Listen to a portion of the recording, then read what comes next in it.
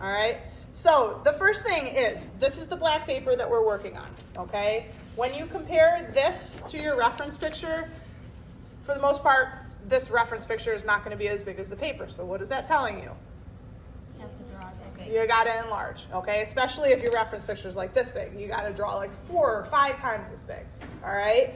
But basically, on the black paper, using a regular number 2 pencil, and I don't suggest that you use a sketching pencil because they're a little too light, you will be able to draw on this, you will be able to erase, make adjustments, and see your lines a little bit, okay? Eventually, you're not gonna see the pencil lines, but I want you to start, typically it's easiest if you start in the middle of the flower and kind of work your way out. So what am I drawing when I look at my reference picture here in the middle?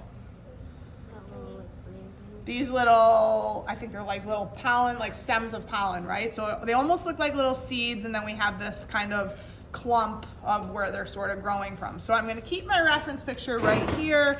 I'm going to start in the middle, and I need to remember I have to draw bigger, okay? So if I'm looking at this seed here, and it's about like, I don't know if you can see this big, yes, I'll erase that in a minute. That means when I draw it on my paper, I want to draw it about that big.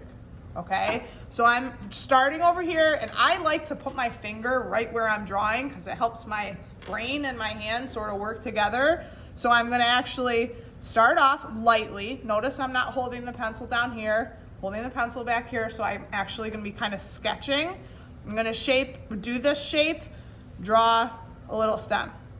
Then I'm going to move on to this clump. A little bit bigger than it is in real life. Draw the stem, kind of comes over here. Then I have this clump. There's a little bit of a line in the middle.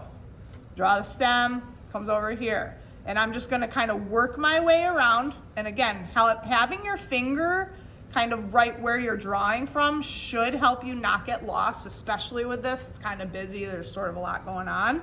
But I want you to kind of just make your way around. Notice these are kind of coming down here. They almost look like 2 clumps stuck together. Draw like the little stem, more clumps stuck together. And again, I don't know if you can see my pencil lines. Can you, from where you're standing? Yeah. Okay. Can you see them now?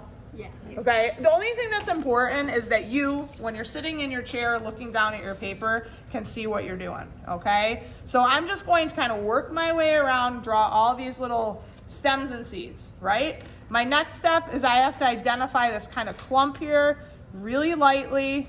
Wherever I have space, I might have some more kind of little seed-like things, but I kind of just want to outline where that yellow bunch is going to be. And then I work on the flowers.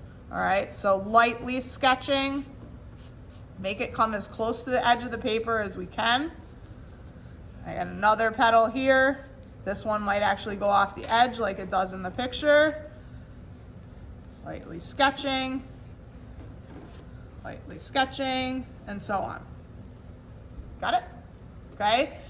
You're probably not going to finish drawing today.